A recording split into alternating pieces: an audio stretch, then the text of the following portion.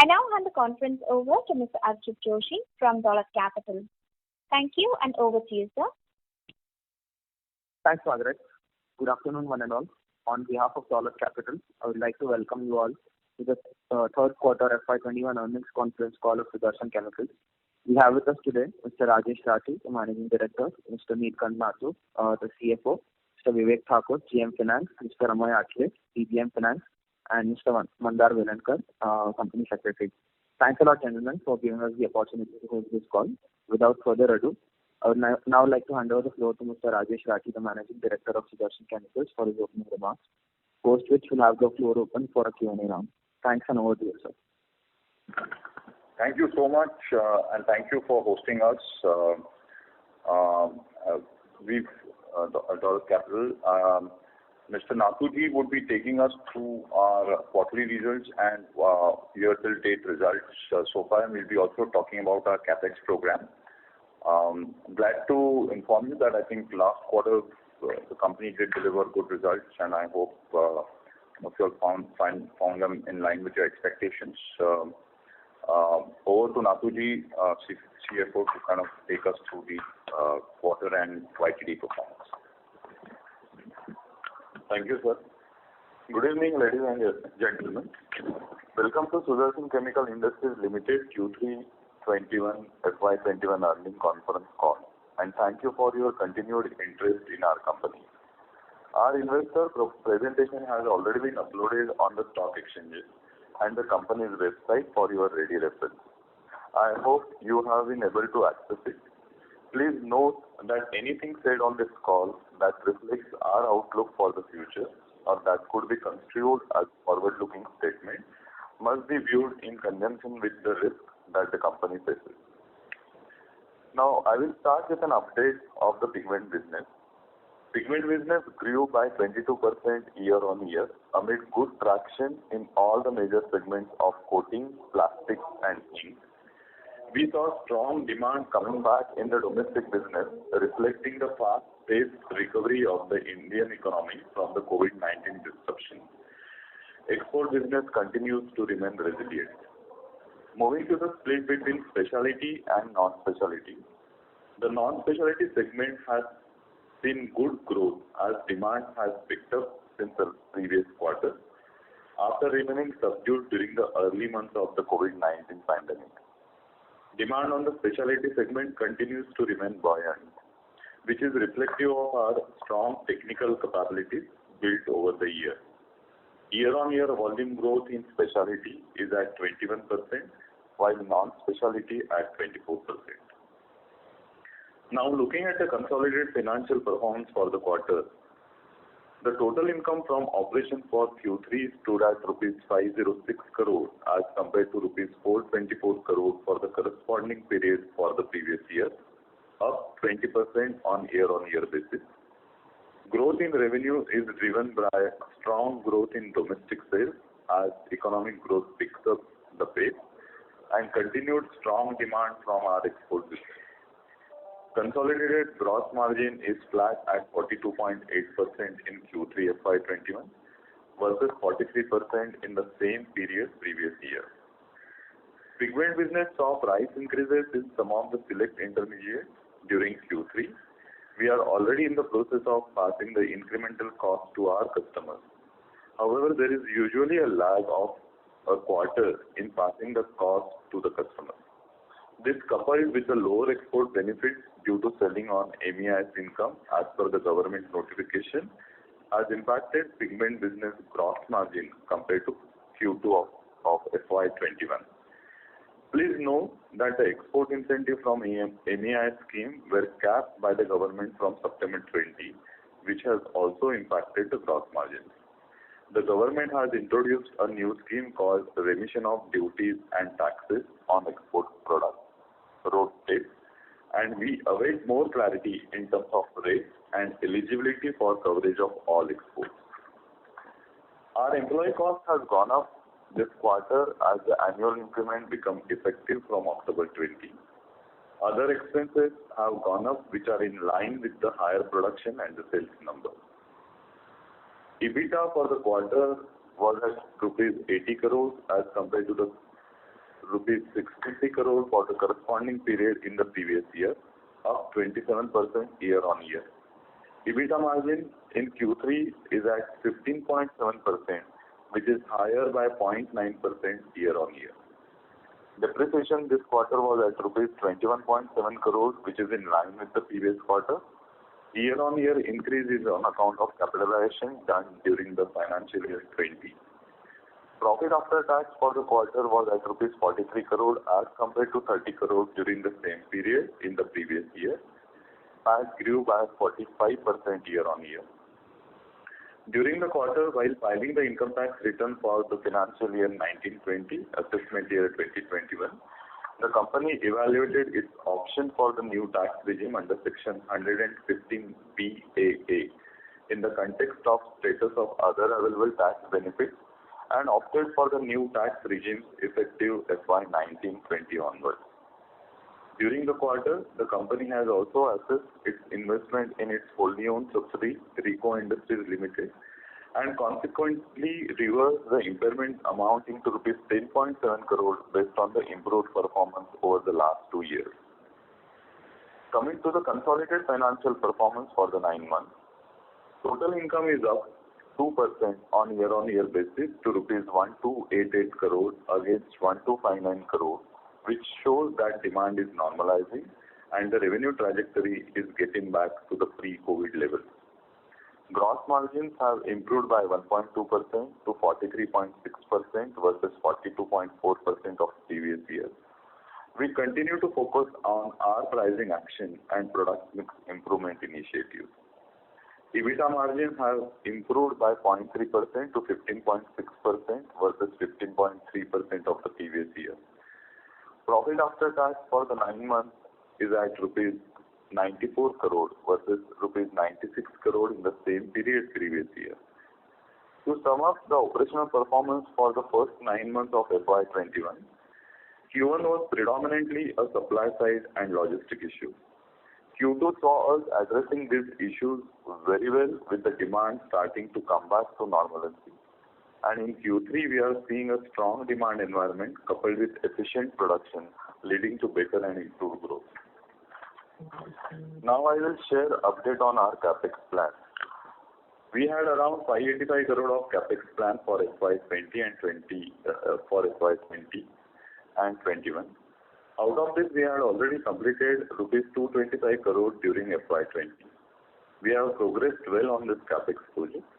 However, second wave in Europe and restricted travel continue to have some bottleneck in movement of technical personnel from Europe and China. Due to this, we expect few projects to get further delayed.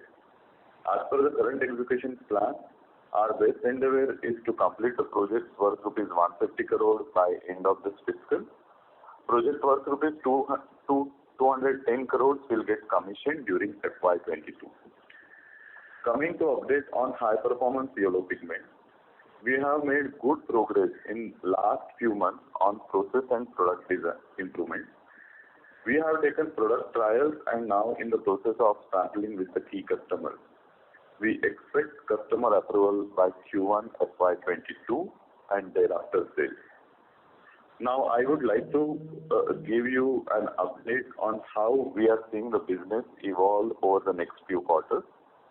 We expect the demand environment to remain robust in the coming quarter as the Indian as well as world economy returns to normalcy. Even though this quarter we did not have impact on our number due to the lockdown in various countries across Europe and America, we continue to monitor this situation very closely. At the moment, demand from both domestic and export looks healthy, and we are seeing a good level of inquiries from the clients across the segment and product portfolio. On the raw material front, we see price increases in some of the key inputs. However, expect to see stability in coming months. Our sales side actions are already underway to calibrate the pricing decision to pass on the cost increases. Overall manufacturing level at the plant is back to pre-COVID level, and we expect to continue on the growth path going forward. Our balance sheet remains strong and the business is well funded. We look forward to continuing to grow and deliver value to all our stakeholders. With this, we now open the floor for questions. Thank you. Thank you very much. We will now begin the question and answer session. Anyone who wishes to ask a question may press star and one on the touchtone telephone. If you wish to remove yourself from the question queue, you may press star and two. Participants are requested to use handsets while asking a question. Anyone who would like to ask a question, please press star and one at this time. Ladies and gentlemen, we will wait for a moment while the question queue assembles.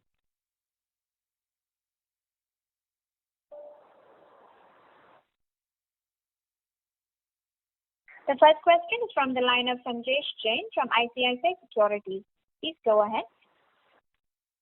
Thank you and good afternoon all. Thanks for taking the question.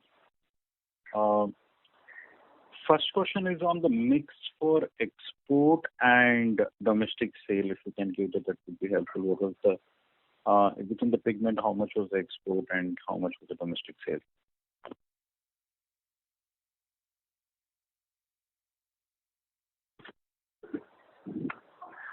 Hi. So Neelant here. So current composition between domestic and export business for pigment for the quarter, domestic sales is at 56%, export is at 44%. Got it. Thank you. The second question on the future product pipeline. Now, given that the demand pickup is robust and strong, probably we wouldn't have expected this kind of bounce back in 3Q. Clearly a surprise on the volume side.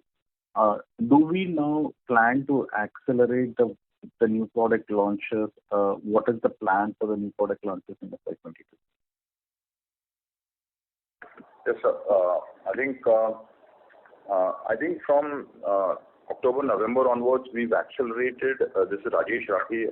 We've accelerated our capex projects for the new product launches, and that's where, as Mr. Nathu mentioned, we are making our best endeavor to complete at least 150 crores of our projects.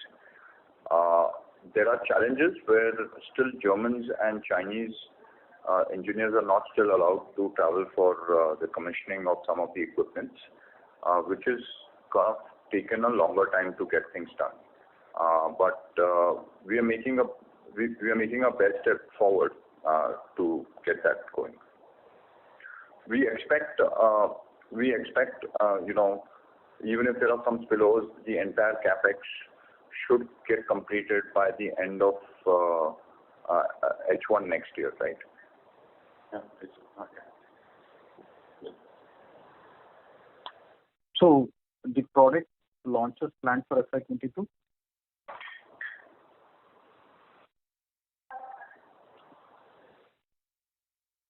Yeah. Yes. Did you say which products?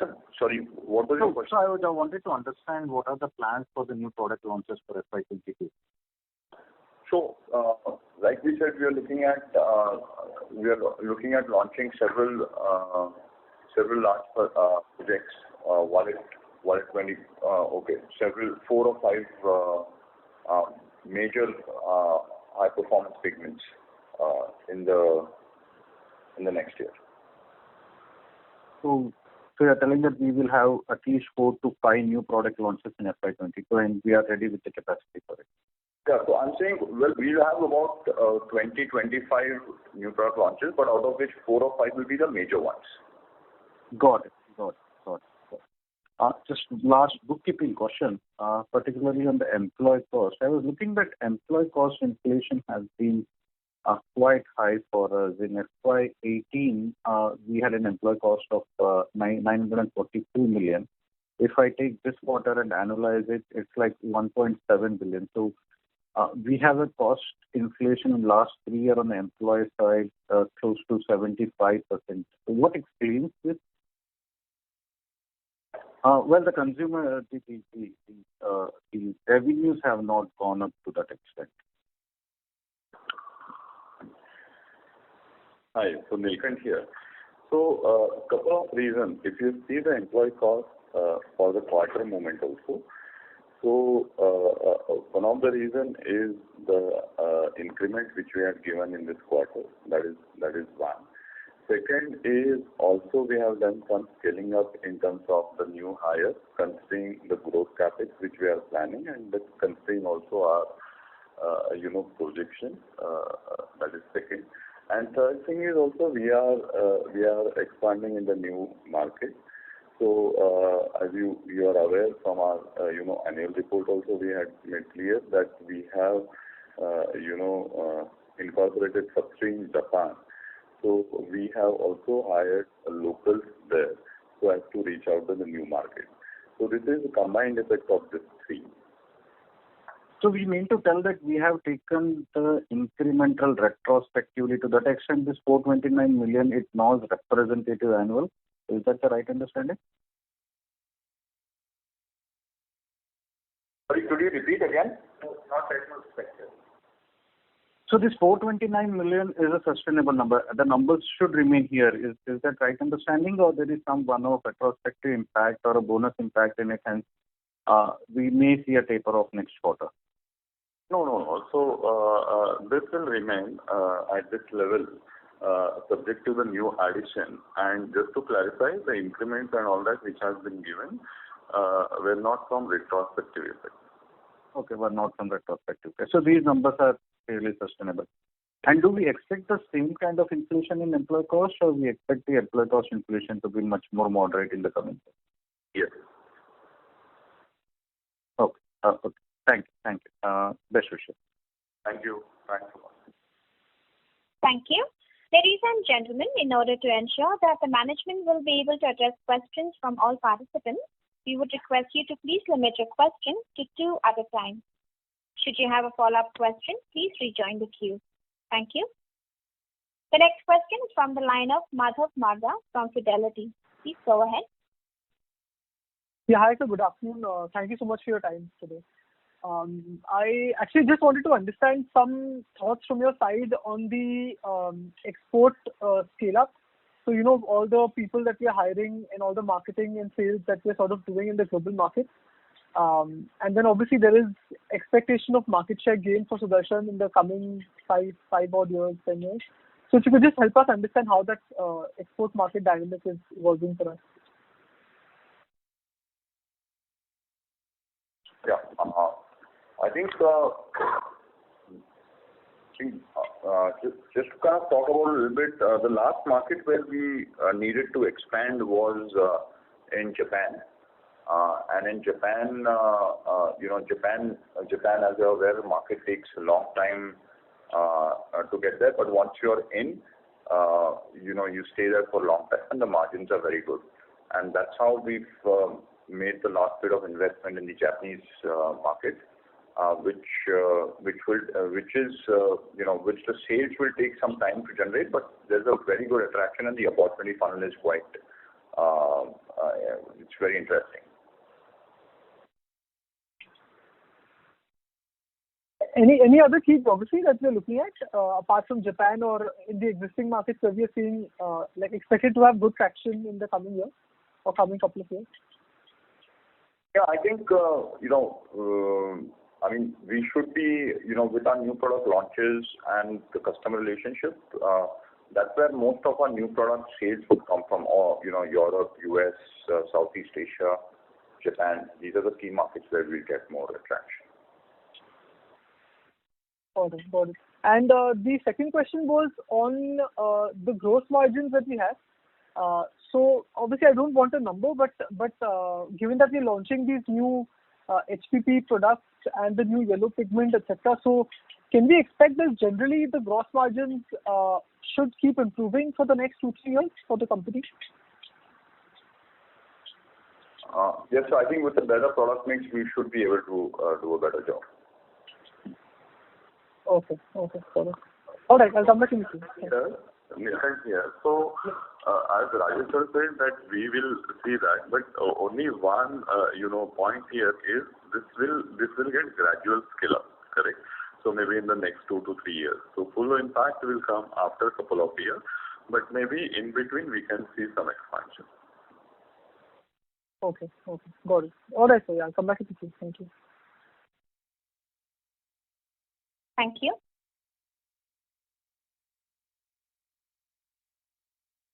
The next question is from the line of Ashwini Agarwal from Ashmore Investment Management. Please go ahead. Hi, good afternoon, Rajesh and Neelkanth and team. Congratulations, good set of numbers. So one, metric you would present very often in your quarterly reports used to be these two lines, the gross margin as one line and the EBITDA margin as other line. And for the longest time, we could see the gross margin increasing, but EBITDA used to go down. And this time around, it's a little bit of opposite, in the sense that gross margins have come down, but EBITDA has grown. And gross margin decrease is primarily on account of raw material costs, which you're trying to pass on, and MEIS benefit going away, which hopefully will get replaced by RODDEP.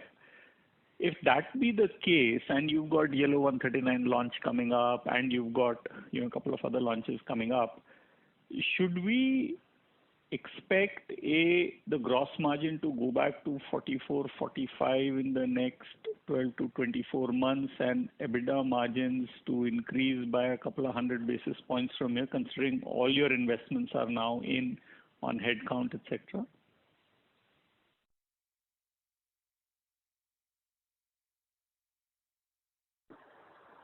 So I think there are two areas, sir. One area is that the new products should give us two areas, right? So if you replay our strategies, we have 4 pillars of growth, right? One is the go-to-market strategy.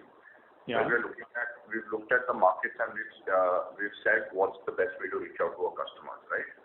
The number 2 area was looking at new products. How can we make a product portfolio which is, as good as the number 1 and number 2 player together, right? Which I think by this H1 our product portfolio will equal it. The third area was looking at few adjacencies where we get into, like, not really adjacencies, but specialized business, I would say, like digital links, etc., which take a little longer, but I think it's kind of, those are the higher margin businesses. And the fourth is the cost leadership, right? Where we are looking at saying that 4 or 5 molecules, we really become cost leaders where we can substantially get larger market share, right? So I would say that a good amount of work is happening on the first 3 pillars already. And we should, in some of the benefits we will see in years to come of the first 3 pillars.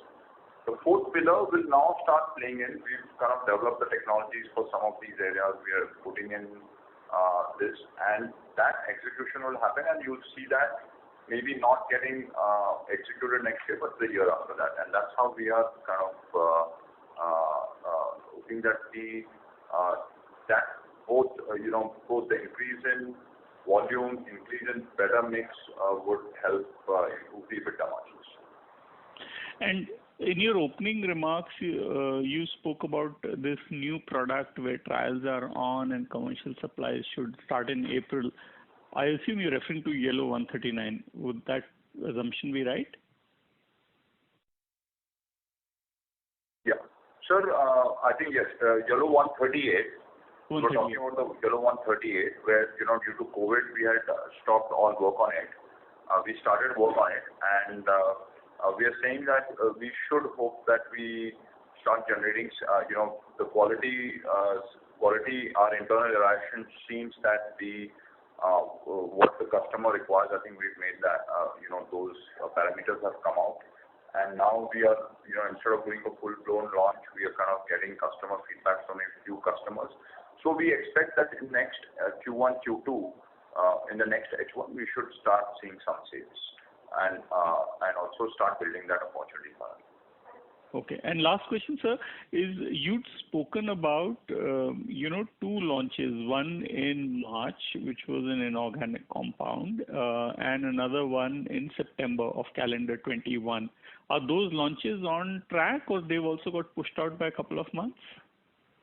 So our endeavor for the March, we're still trying to meet the March deadline.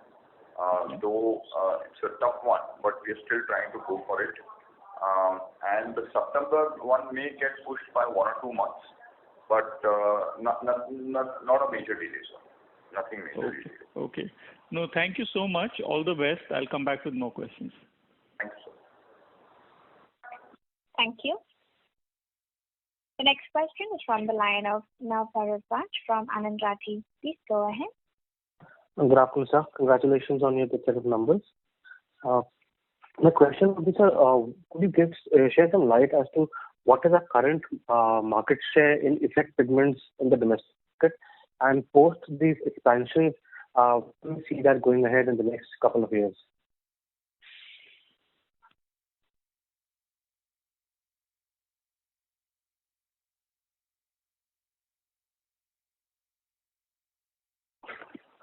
Sorry, could you repeat again once? If you could share as to what is our current market share in the effect pigments in the domestic market, and probably post commercialization of our capacities in the next couple of years, where do we see our market share in effect pigments in the domestic market? That'll be a little too competitively sensitive information, a breakup of that. However, I would say that in general trend today, we few years ago we did have a good percentage of market share, which has dropped substantially now, and we hope to get back a substantial one. In the double digits for sure, right? Sir, I won't. No worries. Yeah. No worries. So, another question would be like, we have a subsidiary, RYCO, or whichever way we pronounce it. What is our plan on, divesting it or keeping it or reviving it so that it contributes better to my EBITDA in the future? Could you shed some light as to what are we thinking about it right now? So we are looking at, I think the team has done a good job in kind of getting the turnaround on managing the working capital and generating cash, right? And that's where the board has also taken a view to, correct? Yeah, the board has taken a view to. So the board has also taken the view of, reversal of impairment provision which we have made. So, sir, the company right now has done the turnaround, and the RYCO board as well as Sudarshan board would like to oversee this, going forward. As of now, there is no plan which has come to the consideration of the board. Fair enough. That's it from my side. All the best going ahead. One clarification: the valuation for this impairment reversal has been done from the independent valuer, and it has all the checks and balances. Thank you. Sure. Thank you. The next question is from the line of Viral Shah from Enam Holdings. And before we take the next question, we would like to remind our participants, please limit your question to 2 at a time, as there are several others waiting for their turn as well. Thank you. The next question is from the line of Viral Shah from Enam Holdings. Please go ahead. Yes, Rajesh, congratulations for a good performance. I have 2 questions. Firstly, if you could just take us through how the demand is in each of the end user industries, coatings, plastics, and ink. How is it panning out? So I think I would answer this geography-wise. I think Asia, they're looking Asia coatings, especially India coatings is looking good. It has really ramped up. Plastics and printing ink, we're seeing a good uptake too. However, Europe and North America, we are seeing right now, due to the second wave, etc., a little bit of a subdued demand. And especially in plastics. Hello? Hello? Hello? Yes. Could you hear me? Yeah, I can hear you, sir. So just one on the outlook for the domestic paint side, with so many new players trying to enter the market and a possible shift that we may see from the unorganized to organized segment. How are you looking at targeting the domestic paint industry, and over the next 3 to 5 years, how are you looking at this segment of the market? So for us, the coating market has always been a very important market, and we continue engaging very closely with the key customers and the new large entrants, and we do have a good key account management team and process in place to kind of serve these customers well. Sure. Just a follow-up to this and last question. How big would coatings be as a percentage of revenues for us?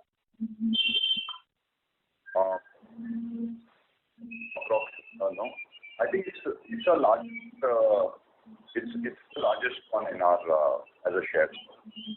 Okay. Thank you so much. Thank you. The next question is from the line of Kunal Mehta from Vallum Capital. Please go ahead. So thank you very much for the opportunity. Sir, I would just, I think you mentioned this in your opening remarks, but I think it was not clear to me, and I would request you to repeat. So just wanted to understand, sir, as on H2 balance sheet, we had capital work in progress of 125 crores, and I'm sure we would have done some capex in this quarter also. So could you please repeat the amount of uncommissioned capex on the books as on date, or maybe as on March 21, which we would be having? And yeah, that is my first question. Just 1 second. Yeah. Hi, Kunal. So we are expecting the commissioning and the capital project execution during FY22 for the value of 150 crore. During FY21, rupees 150 crore. So this is a number which we are expecting for this year. And the next year, we are expecting around 210 crore in FY22. Okay, so 150.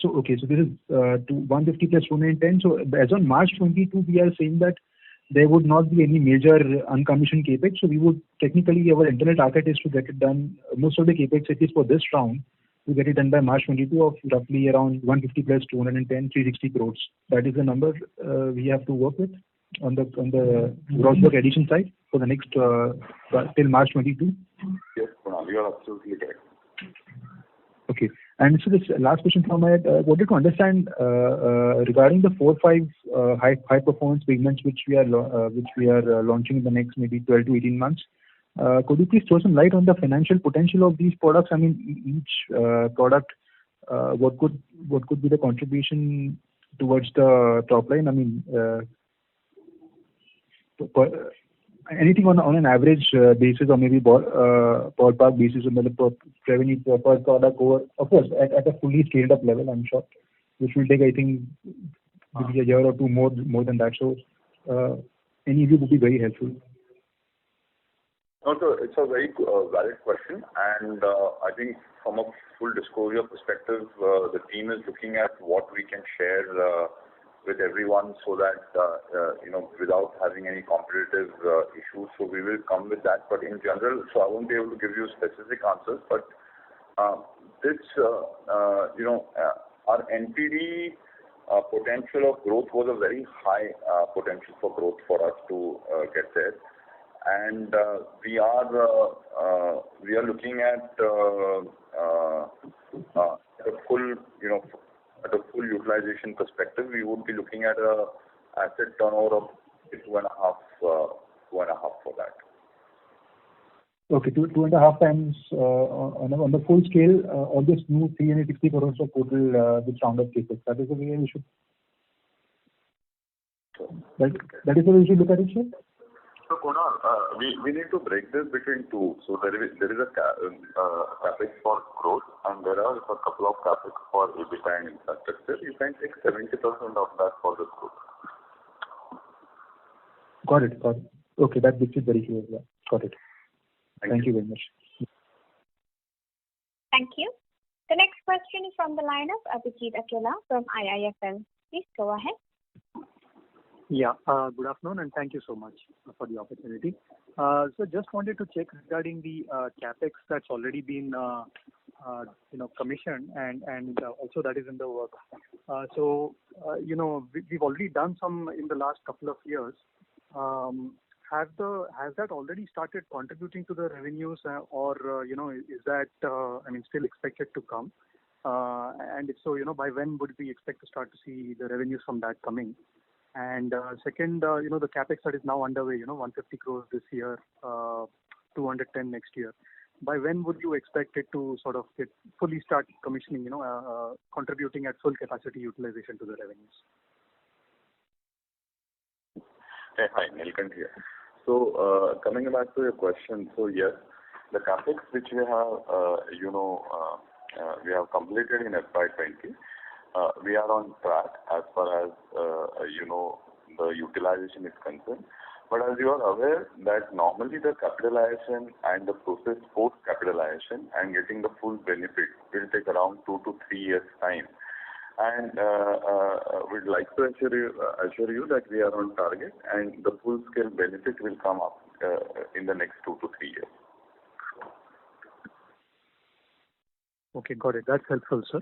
And the second thing I just wanted to ask is, do we sort of track the percentage of revenues from new products, products launched in the last, say, 3 years or 5 years, however we define NPD?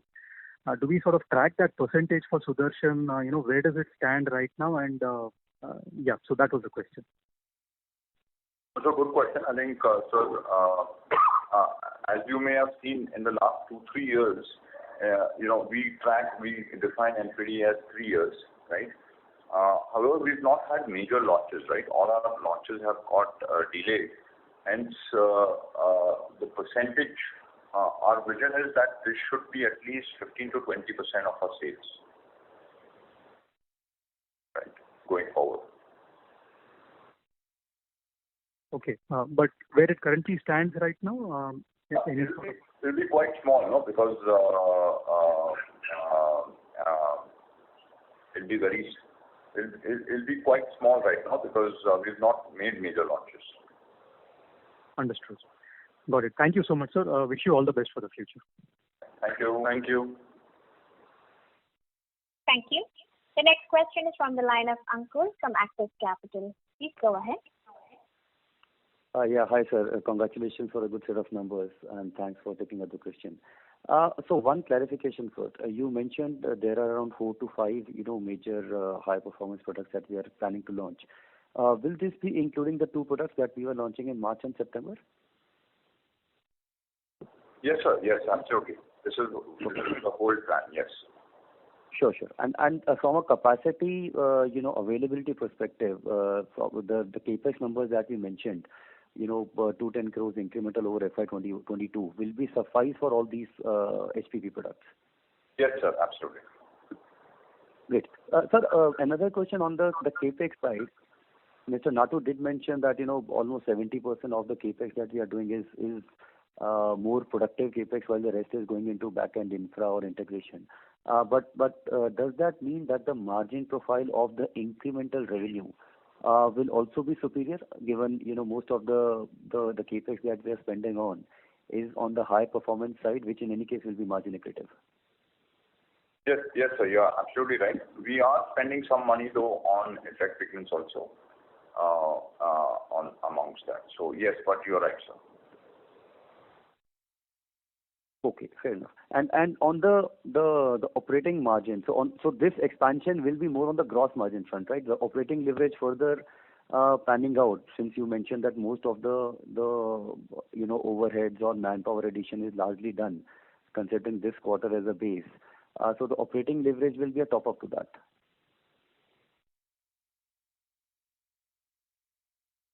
Yes. As I mentioned earlier, there'll be there's a product mix change and there'll be also volume, right, which will help leverage the fixed cost. Correct. Fair enough. And lastly, if you can, put some comment on the global, competitive scenario. given, BASF is already there with DIC, but any changes which have happened or, post-COVID, pre-COVID, any changes on the global scenario there? Your comments here, please. Thanks. Sir, I think currently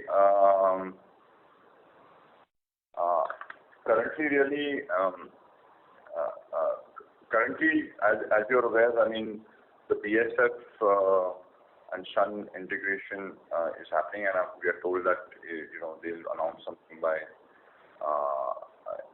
April. The Clariant is still in the market, which is still not completed. Also, some of the assets as a fallout of the BASF Sun in the US market may come into the market to be sold.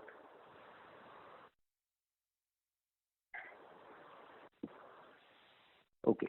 Great, sir. Thanks a lot, Rajesh, for your comments. Thanks. Thank you. The next question is from the line of Madhav Marda from Fidelity. Please go ahead.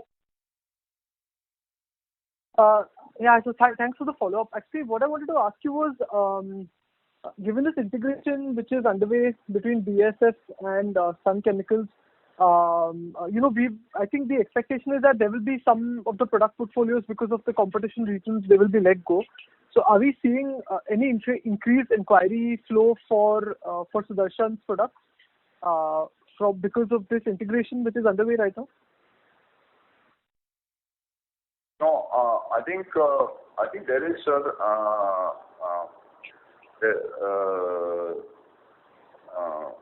There are the inquiries, but currently, sir, given the COVID waves, there's that's kind of a negative sentiment in some of the markets, especially in Europe and US in the market. So it's kind of there are both areas of things which we're looking at. Okay. And the other question was on the employee cost side. I just wanted to reconfirm that have we sort of hired the senior and mid-level people that we require for the business sort of scaling up going ahead, or is there more hiring pending considering the capex that we're doing in the markets we're getting into?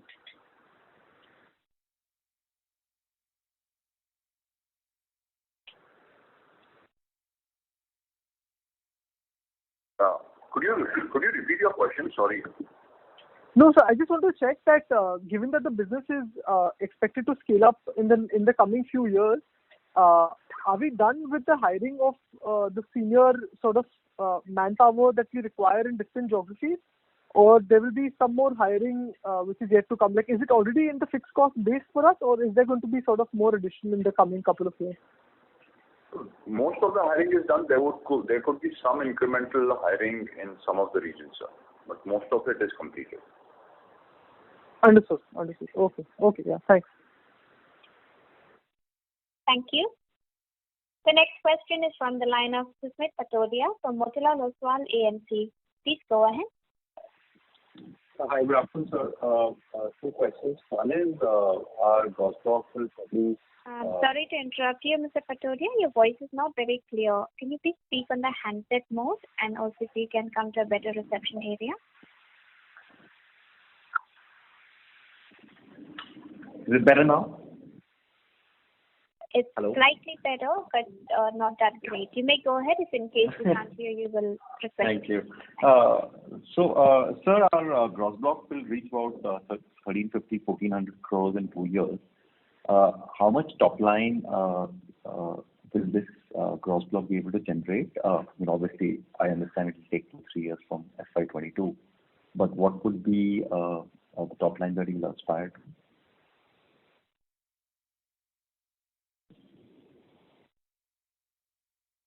Hi, Patodia. Nilkant here. So I would not like to put any specific number, but as we said that we are putting up this CapEx project which has certain portion around 70% on the growth, and we would like to see the asset turn around 2 to 2.5 versus various CapEx projects. So you will be able to know it. Got it. Perfect. So my second question is, if there's DBT comes through in urea, does that significantly change our positioning in the blue and green? Because we know how some parts of the industry are not well aligned. So are you talking about the anti-dumping duty on phthalic anhydride? No, I'm thinking ahead in the future that if, for example, DBT comes through in urea, right, and there are some aspects of the blue and green pigment that gets, there's some misuse that happens.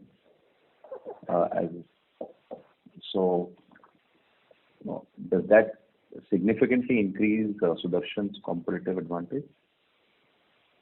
So one thing is, sir, we don't consume urea. We don't make. Yeah, I know. I know that. But of course, if urea prices do increase, the prices would increase. But I think 60 to 70% of the global blue and green is produced in India, and if everyone is affected, I guess the whole market price would increase. Right. Okay. Got it. Thank you, sir. Best of luck. Thank you. Request participants to please limit your question to 2 at a time. The next question is from the line of Rohit Nagraj from Sunidhi Securities. Please go ahead. Yeah, thanks for the opportunity. So on the capex front, so we had a total capex plan of 1,000 crores, of which the approved one is 585 crores. And given that 1,000 crore capex plan will have an asset turnover of 2 to 2.5x, so we are talking about 2,500 crores of revenue. However, this will be on a base of say FY15 or 16. So the base year after which this 1,000 crore capex has been planned is what should we take it as a base year, so that the revenues on that base year would be the base revenues, and then additional 2,500 crores will come from this incremental capex. So the base revenues are 1,400 crores, over which this additional capex will generate incremental revenues. Is that assumption right? Thank you.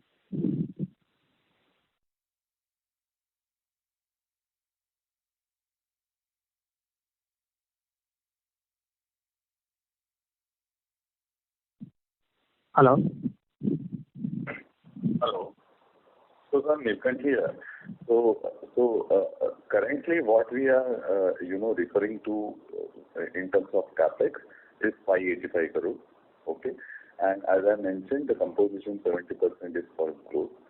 So, this is that 2 to 2.5 will be the asset turn. And as I mentioned earlier, that it will also depend on the scaling up process, which normally will take around 2 to 3 years for any project post-commissioning. And that can be taken as a basis. Right. I understand this part. I was just referring to our earlier gross block before putting up this 585 crores. So that revenue base was say 1,200, 1,300 crores, and over and above this 585 crore will add to the revenues that you have mentioned in terms of 70% growth capex. So, sir, I understood. So, for this particular working, we can consider FY19 as a base. Okay, fair enough. So that's really helpful. Second question, again on similar aspects. So what will be our aspirational EBITDA margins post the capex is completed within the next 1.5 to 2 years, and the plants are stabilized and operating at say optimal capacity utilization? Thank you.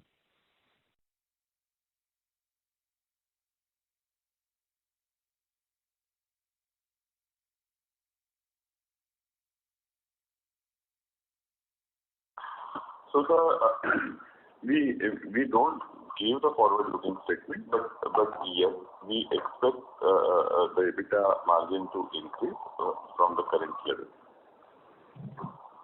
Okay, fair enough, sir. Thank you so much and best of luck.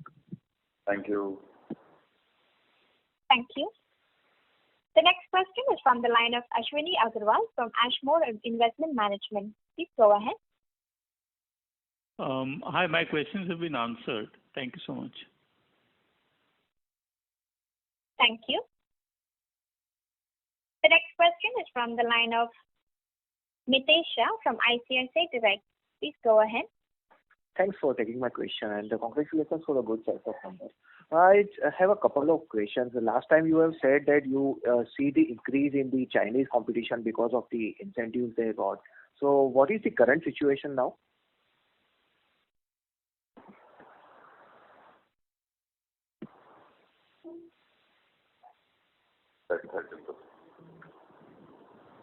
It currently stays the same. I mean, we are still looking at our MEIS the new tax thing to come up for us, and hopefully we should get that. If we get back the 2%, will be helpful. About the second question, you have one of the highest quarterly run rate this quarter. So is that any one-off like a pent-up demand have you seen this quarter, or would be expecting as a sustainable numbers of Q3? So I think it's a good point, sir. I think the demand, we've seen a good, fairly good demand in September too. I think it's a question of our ability to supply. This quarter we've been able to supply properly, having managed the COVID situation now. We hope that next quarter also we see a fairly good demand. The picture looks good currently, and we hope that we are able to demonstrate a good result. Okay, that's it. Thanks a lot. Thank you.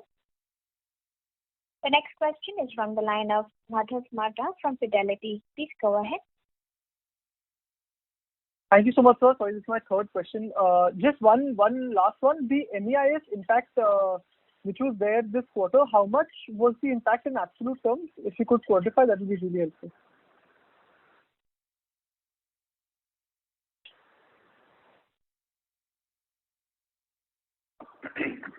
Hi, Madhav, Lincoln here. So the MEIS impact for the quarter,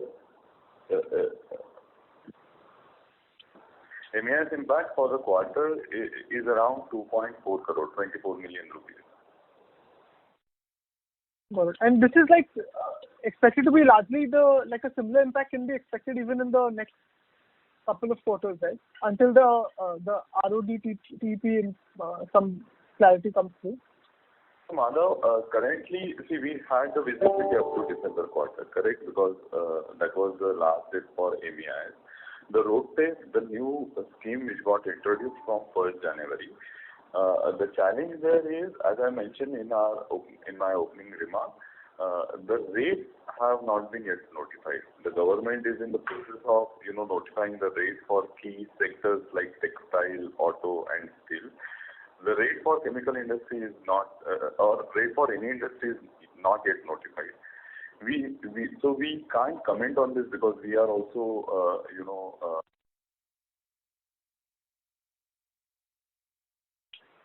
Ladies and gentlemen, we lost the line of the management. We would request you to please stay connected while we join them back to the call.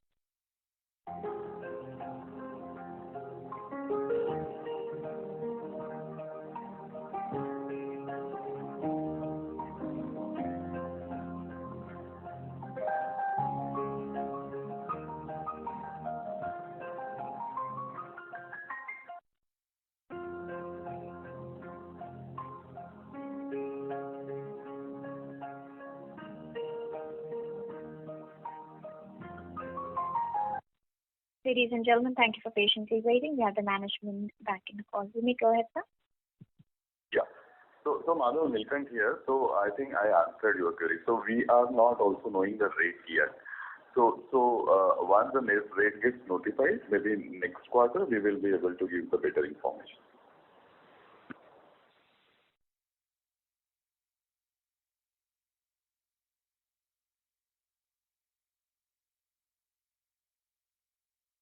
Am I audible? Yes, sir, you are. Mr. Marda, do you have any other questions? No, that's it from my side. Thank you. All right. Thank you. Ladies and gentlemen, due to time constraints, that was the last question for today. I now hand the conference over to the management for closing comments.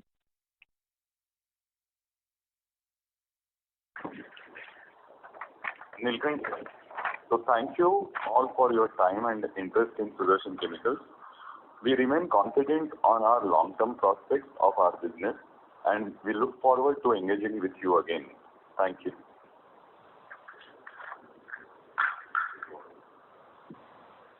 Thank you. On behalf of Dolat Capital, that concludes this conference.